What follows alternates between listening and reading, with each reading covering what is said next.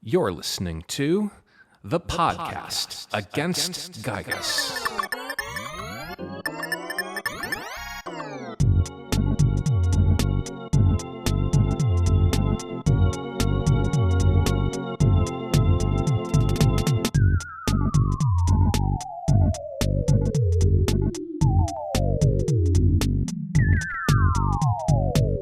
Episode 10, in which our hero has an endless summer. Out of all the people living in, visiting, passing through, or otherwise just loafing around in the pleasant beachside resort town of Summers, Ness was perhaps the only soul there who wished with all his heart that he wasn't. It had been such a long time since he had reached one of the precious sanctuaries and recorded the strange melodies that emerged from them, that he almost forgot that that was the whole point of the grand mission from Buzz Buzz in the first place. He still had no idea what would even happen once the mysterious song that whistled incomplete in the otherworldly red stone in his pocket was finally finished. But to have been away from home for so long, with only half the song to show for it, it made Ness unbearably anxious. And in silence he took it out on the tourists of Summers. Oh, must be nice to just sunburn on the beach half the day, then hang around a tiki bar all night. Must be nice to have oodles of spare time and no responsibilities. Must be nice to be an adult. Jeff was faring no better than Ness. The summer's heat was so oppressive that simply eschewing his penguin-down-lined blazer and keeping his shirt sleeves rolled up was no longer a viable option. He grumbled and groaned and complained and stamped his foot as much as he wanted, but in the end, for his health, he was forced to procure and don at all times a wide-brimmed straw-woven hat and a pair of Bermuda shorts. While Ness and Jeff both seethed to themselves over their respective inner turmoils, Paula figured enough was enough and patted Ness on the back. "Cheer up. We'll figure something out. We're in a port city, after all. There's bound to be 100 ships sailing out of here. One of them has to be going to Scaraban." On cue, a salty-looking sea captain, silver-whiskered, thick around the neck and limbs, and all but chomping on his smelly tobacco pipe, approached the kids with a raised, bushy eyebrow. The man spoke with a very thick and sometimes unintelligible accent from Foggy Land, a region in North America not far from Winters. "Going to Scaraban, are ye? Forgive me for overhearing you, wee lads and lassie, but the way to Scaraban is fraught with biting winds, choppy waves, and sharp-fanged monsters of the deep. I'm the only sea dog on this blasted heath of sand and sun, with enough salt and barnacles for brains to brave those treacherous waves against all sense." Ness couldn't believe his sudden reversal of luck. It seemed too good to be true. "Great, let's go then." "Not so fast. I said I can. I said not about I would." Well, would you look at that? It was too good to be true. "Well, I might. You see, it's me wife, you see." The captain sighed and looked out wistfully toward the ocean's horizon, almost holding back tears. "Ach, me. I have the bonniest lass you ever laid your wee little eyes upon to call me on in only. It was not too long ago I'd sail the very world and back, and come home to me dear wife and her delicious magic cakes. They were the best magic cakes you ever did taste. But now—" The captain scowled, blowing out a noxious plume of tobacco through his teeth.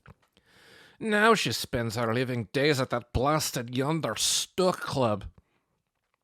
I'm sorry, sir. Did you just say the Stoic Club?" "Nah, lad, are you daft? I didn't say the Stoic Club. I said the Stoic Club. It's been months and I have not seen hide nor hair nor a single lick of frosting of her luscious cakes. You don't expect me to risk these turbulent seas with a broken heart and an empty, cakeless stomach, do you?" "I say, good captain, perhaps if you granted us passage aboard your vessel, we could make it worth your while. Say, an unlimited supply of trout-flavored yogurt." "Ugh, you don't think I smell fish enough that I need it in me yogurt as well? Nah, wee ones. If I'm to set sail, I'm afraid only this'll do." Jeff grumbled and snapped his fingers. Paula huddled close to Ness and whispered, I think we should help him, Ness. At least he's definitely offering us a ride if we do. I don't know. I have a bad feeling it's all going to be a pain in the neck. But then again, it might waste more time if we keep asking around for other ships. Ness nodded and turned his full attention to the captain.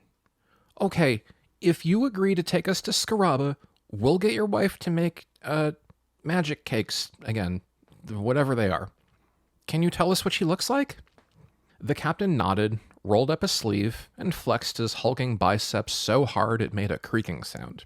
The tattoo that formed among the bulging muscles' contours showed a pretty young lady, red hair tied back and wearing an apron, bearing a huge cake on a platter, 7 layers of cake with each color of the rainbow in between thick layers of glowing golden yellow buttercream. Oh, all right then. We'll be back soon. The sun was shining in summers as usual, but before the children could even start to make hay, they were interrupted by a rather prissy clearing of the throat. They found a boy, about their age as well, dressed in an impeccable livery and holding a silver platter with a lid before them. Is there among present company one Geoffrey Maximilian Lovelady Winifred upon Avon Andernuts? Jeff looked to his confused friends, utterly mortified, like he found himself in class in just his underwear. Did you really have to involve the middle names in all this, man? The boy raised the lid off the platter with a flourish, revealing a simple black rotary telephone, ringing rather loudly. You have a long-distance call from one Jasper Anthony Merriweather Bestershire Darnley. Do you accept? Jasper Anthony? Why, who in the blazes could... Oh, all right then. Give it here. Jeff picked up the phone and placed the receiver to his ear. Geoffrey Andernuts speaking. Jeff, it's me, Tony. Tony? So that whole mess was your full Christian name. Yeah, sure is a mouthful, isn't it? Well, what a pleasant surprise. To what do I owe the pleasure of your calling upon me? Oh, just want to say, thanks $1.5 million for the postcards. They're right brilliant, they are. Say, Jeff, where are you now? Why, I am presently in Summers, believe it or not. Summers? Blimey! Are you all right? Are you keeping cool? Are you drinking plenty of water? You're not wearing Bermuda shorts, are you? To answer all your questions in the order they were received, Tony, old boy. Yes, yes, yes, and... Jeff sighed and looked to the ground dejectedly. No, of course not. Whew, that's a relief to hear. Be careful, Jeff. We winter's folks simply aren't built for that climate, and Bermuda shorts is the first symptom of a long, slow, painful decline into full-blown tourism. Tony shuddered through the phone receiver, and Jeff sighed and rolled his eyes. Fear not, I have the situation well under control. Anything else I can do for you while I have you on the line? Oh, yes, well... I also just wanted to take a moment to thank you. Oh, come, it's no trouble at all. And, well, anyway, haven't you already... No, not you, Geoffrey. You! I beg your pardon? Yeah, that's right, you. You there, listening in like, maybe at work, or driving an automobile, riding somewhere on the metro, or maybe just doing little odd jobs around the house. I just want to say... Thank you for your continued support. I'm sure I can't imagine how hard this journey's been for my best friend Geoffrey and his friends, and how much harder it's going to be down the road. But knowing you're there, listening in, letting them know you believe in them, well, I'm sure it means the whole world to them. Well, thanks again, and I hope you have a wonderful rest of your day. Anyway, take care, Geoffrey. Bye-bye now. Tony hung up the phone on the other end, and Jeff returned the receiver to the foppish boy. Huh, what a curious fellow, that Tony. Well, here you are. I say, you wouldn't happen to be from Winters yourself, would you now? Indeed I am. Born and raised. Go Chelsea. Jeff immediately soured, looking down his nose at the other boy. Chelsea? I'm sure you meant to say up the Arsenal. Now it was the other boy's turn to be scandalized. Arsenal? Arsenal indeed. I shall take my leave of you at once, good fellow. Do that, good fellow. Jeff kept his gaze on the boy in contempt, as if wary he might come back and sucker punch one of them. But nonetheless, the fancy lad made himself scarce. Chelsea, why the very cheek of it?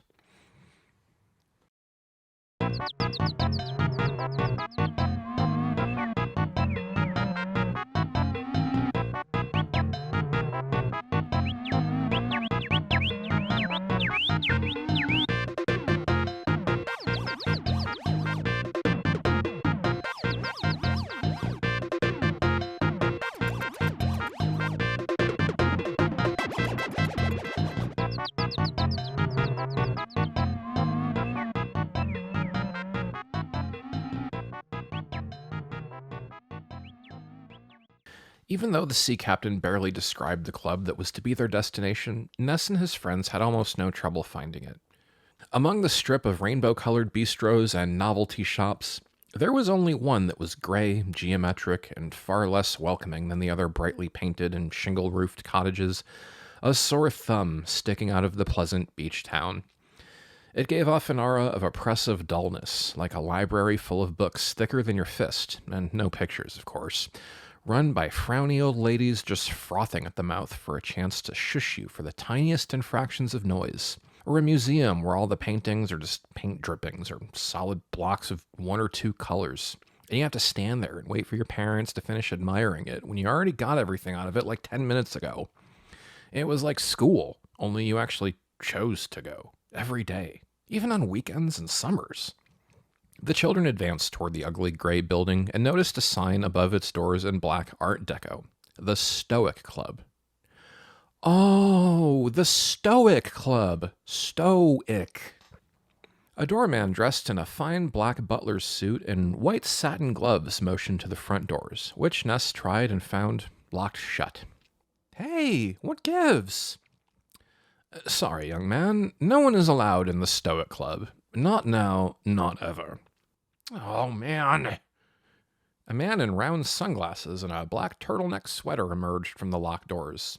As if leaving a club, he was more than welcome to enter and patronize as he pleased. Hey, how did you get in then? No one is allowed in the Stoic Club. Not now, not ever. Oh, that's all bunk and nonsense, of course. There's a secret password you have to tell the doorman to let you in. Okay, what's the password? You have to call a secret phone number only it can tell you. Ugh. What's the phone number? Oh, children, that has to be earned. Here, head to the monkey caves and see for yourself. The man gave the kids a brochure and left them with a tiny chuckle. The monkey caves were another little tourist trap a ways off from the seaside resort of Summers. A cave which housed, as the name implies, a cadre of tame and playful talking monkeys. For a small entrance fee, guests could photograph themselves feeding the silly creatures, letting them crawl around their backs, jumping little backflips in midair, and other such little monkey shines. A bit disappointed that in all likelihood no such fun goofs were in store for them, Ness and his friends made the half-hour walk to the cave. Okay, let's hurry up and find the stupid phone number in this stupid cave. How hard could it really be? How hard could it really be? That's an excellent question, Ness. Let's find out together. You see, when the children first entered the cave, there were two monkeys guarding two available pathways, one who wanted a pizza and one who wanted a skip sandwich. Ness and his friends had to turn around and head to the local mock pizza branch nearby the monkey caves and order a plain cheese pizza and the skip sandwich, which is the only sandwich made by the Jolta-Cola Corporation, boasting higher levels of caffeine than any carbonated beverage available and guaranteed to put a pep in your step or your money back. Before heading back to the cave, there was yet another monkey waiting near the entrance, hoarding a pile of king bananas, the plumpest, sweetest, ripest bananas on the market. The monkey warned them that no monkey in the cave whatsoever would want a king banana in exchange for access to another room, and then asked if they wanted one for free. Figuring they'd need space in their backpacks for all the other stuff they'd carried that the monkeys actually wanted, they refused the complimentary fruit and continued. To the monkey on the left, they offered the pizza, on the right, the sandwich. And both paths being open to them, they took the right first. Another grotto with 2 paths guarded by monkeys, one on the left who wanted a picnic lunch, and one on the right a protein drink. The children had neither of these things, though a complimentary hot towel in the room was theirs to take.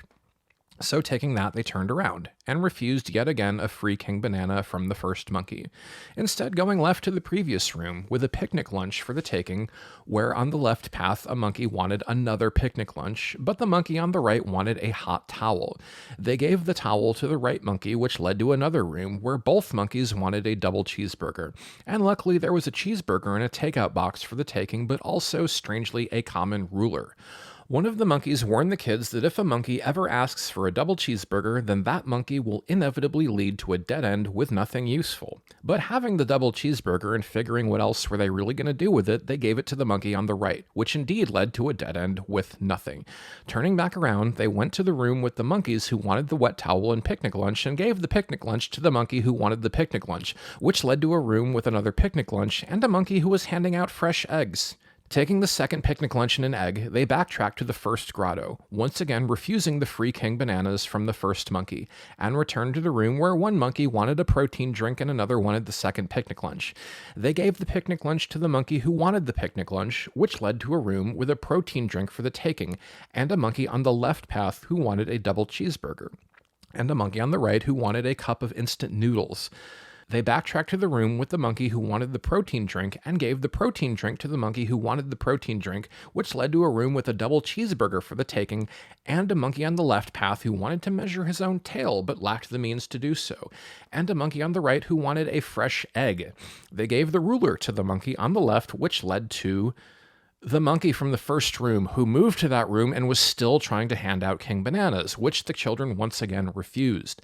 Backtracking to the earlier room, they gave the fresh egg to the monkey on the right, which led to a room with a cup of instant noodles for the taking, which they did. Backtracking to the room with the monkey on the left who wanted a double cheeseburger and the monkey on the right who wanted a cup of instant noodles, they gave the double cheeseburger to the monkey on the left, which led to a room, to no one's surprise, with nothing. Turning around, they gave the cup of instant noodles to the monkey on the right who wanted a cup of instant noodles, and in the next room, when they finally encountered a monk, head-shaved bald, meditating motionless in the lotus position, it had taken the children 7 full hours to navigate the cave. Are you the one who has the phone number to the Stoic Club? Without moving a single other muscle in his body, the monk extended his arm and opened his hand. I am. And the number shall be yours, if you but cross my palm with a single king banana. Ness said nothing for a long while. Clenching his teeth, breathing deeply, he dragged both hands across his face. Oh, man. Okay, we'll be right back. The children backtracked all the way to the entrance to the cave, forgetting that the monkey hoarding the bananas had moved to the room past the monkey who wanted to measure his own tail, and trekking back to that room, they found that monkey still hoarding the bananas. Could we have one of the bananas now? No. What? Why not? You were bothering us the whole time trying to get rid of them. The bananas were for you, when you thought a monkey did not want one.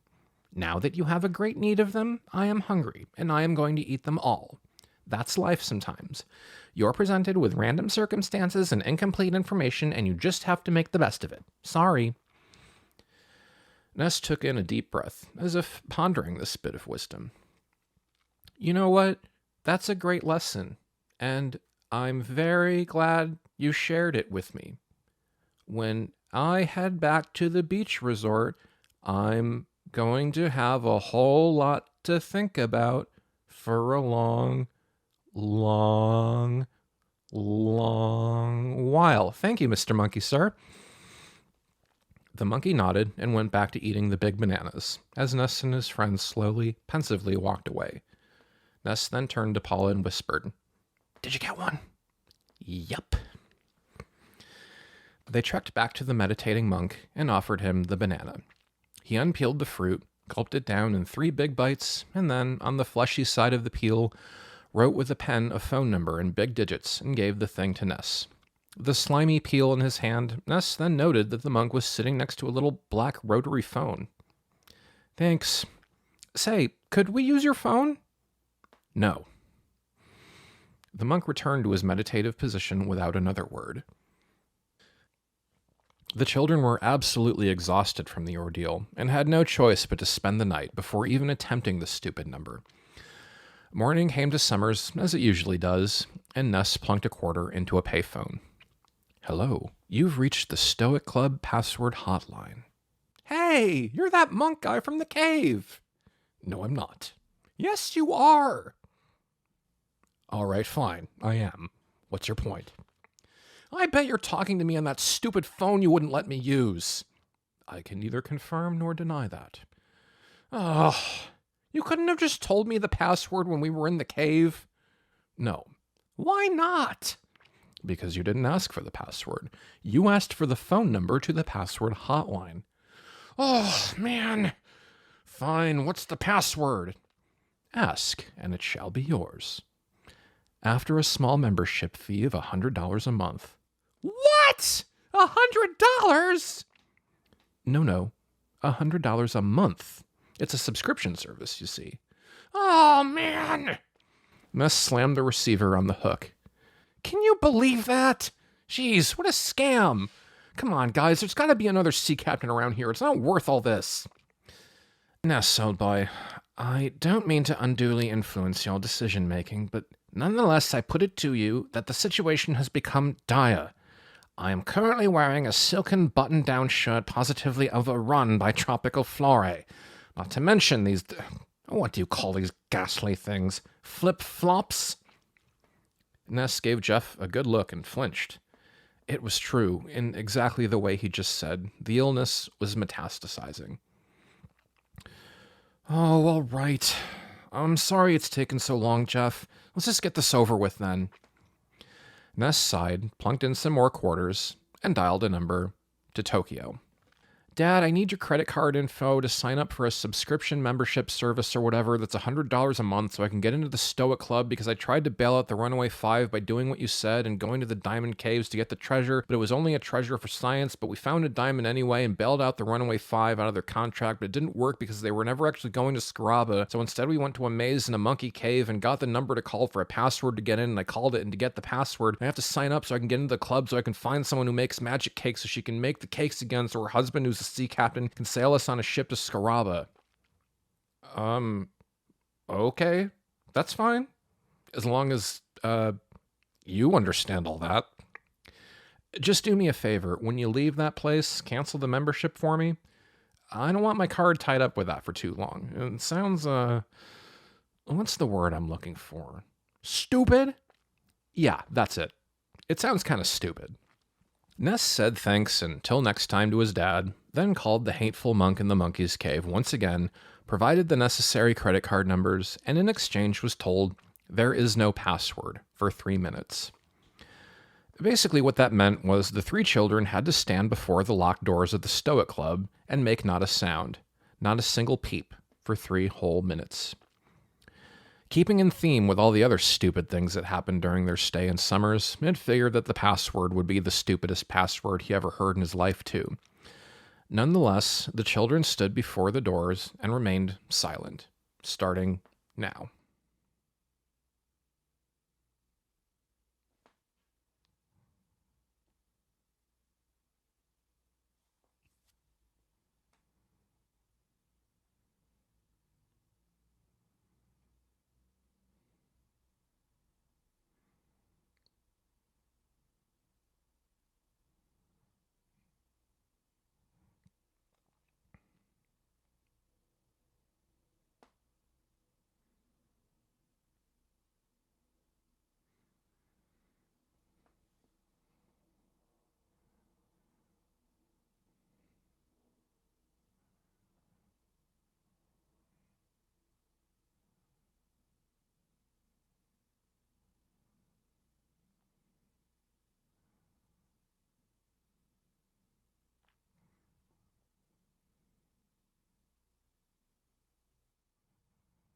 Phew.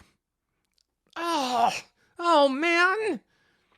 Yes, unfortunately, on the 1 minute mark of the prescribed 3 minutes of silence, Ness accidentally sneezed, and they had to attempt the password all over again, starting now.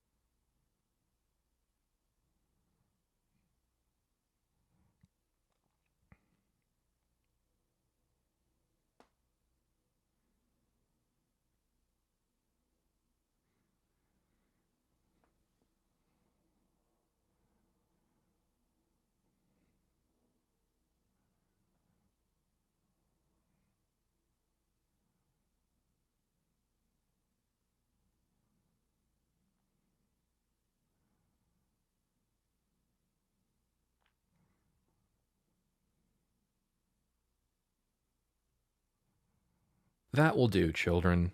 Welcome to the Stoic Club.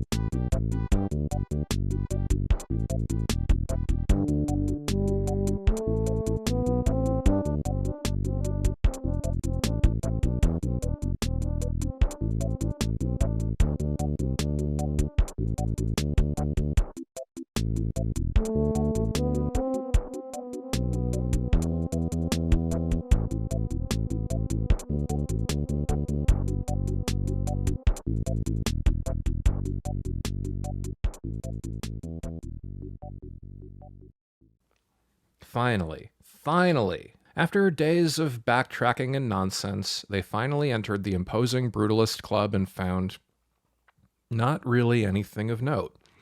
A few sparse tables, a bar, and most of the club's members standing around and contemplating a rock on a pedestal, cordoned off by velvet ropes. The whole thing a little bigger than a bread box. It really wasn't even that impressive of a rock. No crystals or jagged edges or anything cool like that. Despite its underwhelming form, it did not stop a lot of the adults gathered around it from saying things like, "It really is an amazing piece. It's like everything is there." except for the things that aren't there. Or, didactically speaking, seminal evidence seems to explicate the fact that your repudiation of entropy supports my theory of space-time synthesis. Of this, I am irrefutably confident. Ness ambled to the bar and plopped down on a stool with the world-weariness of a man 40 years older than him. A pleasant-looking bartender approached him with a warm smile. "Hello there. Nice to meet you. I'd love to have a chat with you today. I'll talk about my adventures, and you can tell me about all your mistakes." Ness glared at the man. "Root beer. Plenty of ice. Leave the bottle." "Apologies, young man. We only serve mineral water at this bar." The bartender took it upon himself to serve a glass to Ness, who gulped it down with one sitting and let out a satisfying ah. "Say, do you know someone around here who bakes cakes?" "Well, sure. I bake cakes. So do you. We're all baking a cake, really, building one sugary, sweet, and fluffy layer of our personal identity after another, baking it in the oven to rise, glazing it all over with a pleasant layer of frosting over and... No, I mean... Oh, man. I mean someone who literally is a baker of dessert cakes." "Oh. Oh, yes. I believe she's up there, contemplating the rock." Ness looked behind him and groaned. Everyone was contemplating the rock. Thankfully, there was one young woman who stood out, due to his remembering what she looked like on the big burly sea captain's tattoo. Paula took Ness aside and whispered, "Ness, listen. I know it's been hard getting here, but try a little sincerity. It's all irony and posing and being interesting and cool around here. But if you hit them with real sincerity, they won't have any defenses for that. Try to remember when you were just a little homesick and needed someone to listen to you. Maybe in a way, she's just homesick too." Ness took a moment to meditate on this. Something about it, despite the utter rage that the stupid past couple of days coaxed out of him, not only made sense to him, it kind of helped him calm down. Work to exhaustion when you're young, after all, and make hay while the sun shines.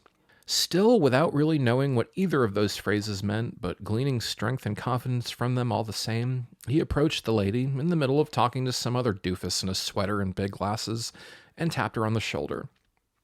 "Well, I don't see a rock, really. I see a hypersocial matrix of a very gender-contemporary paradigm. Of course, if we refer back to Wimsett and Beardley in their seminal text..."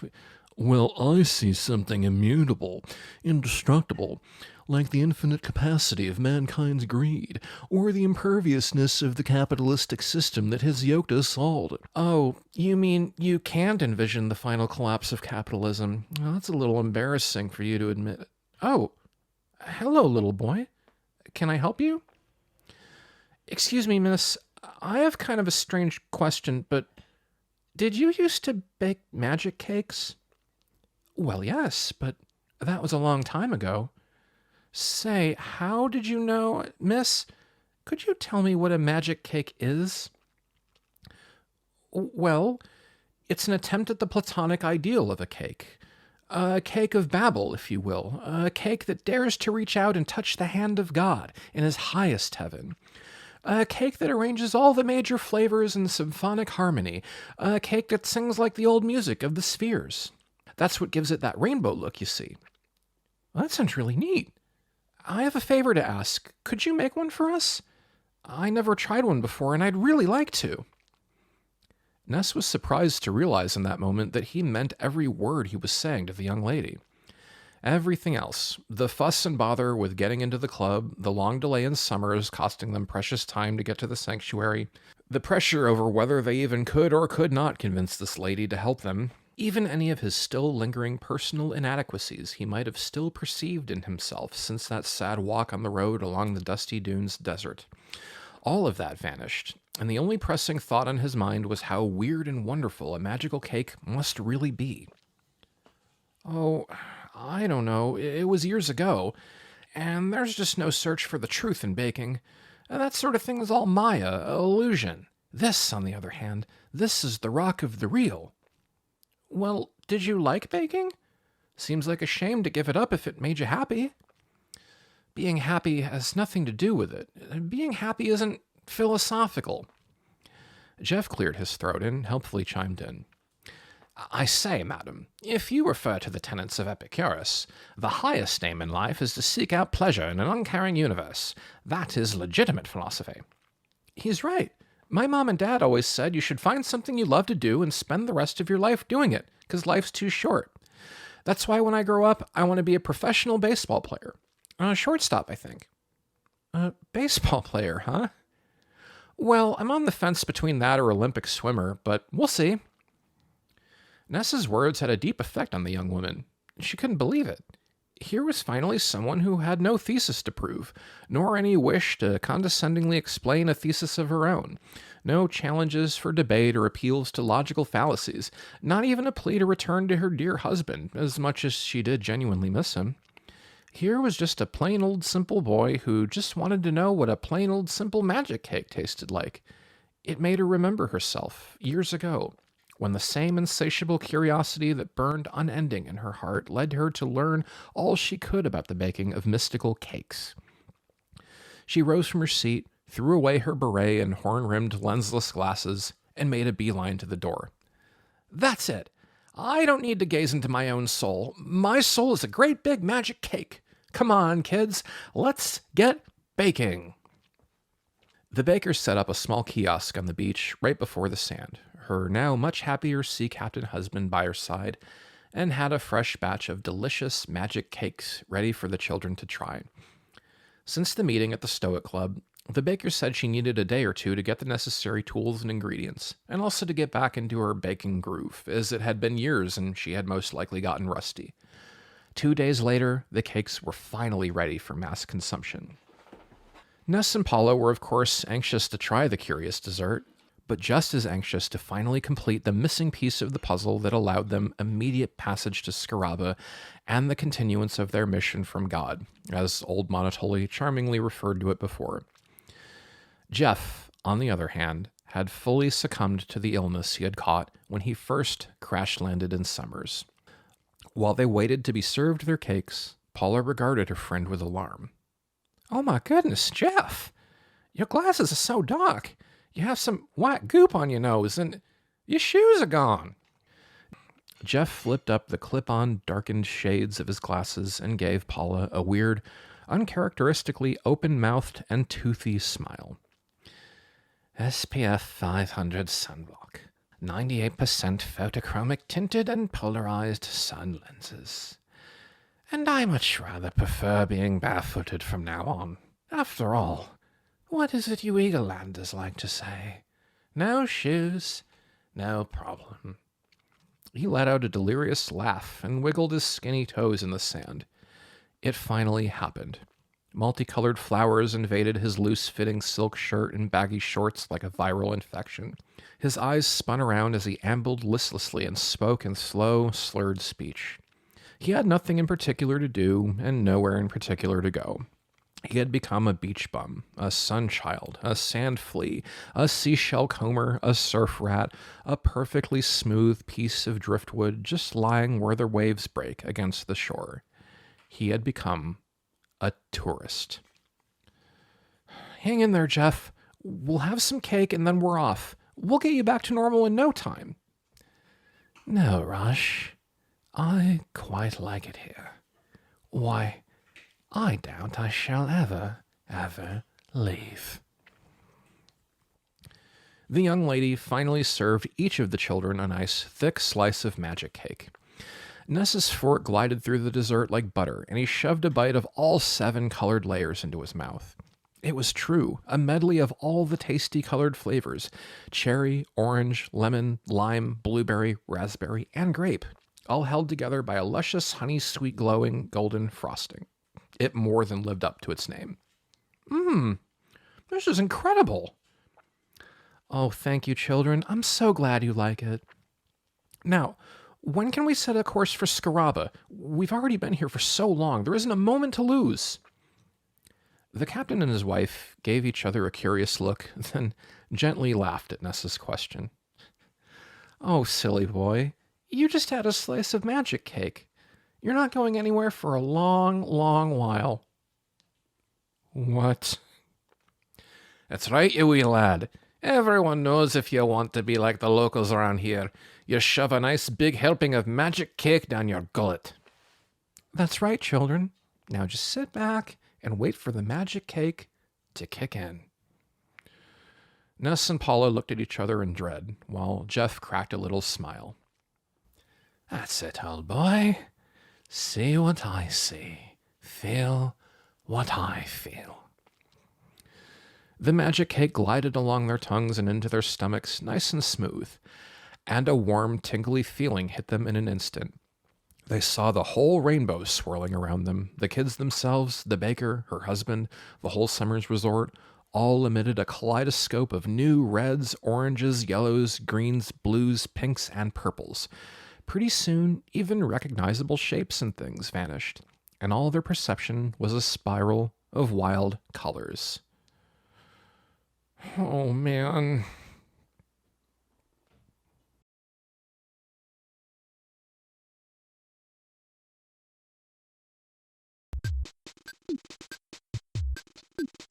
You've been listening to The Podcast Against Giygas.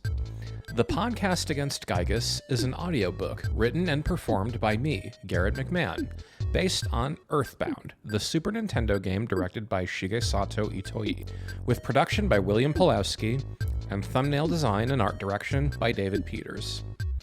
This podcast stinks.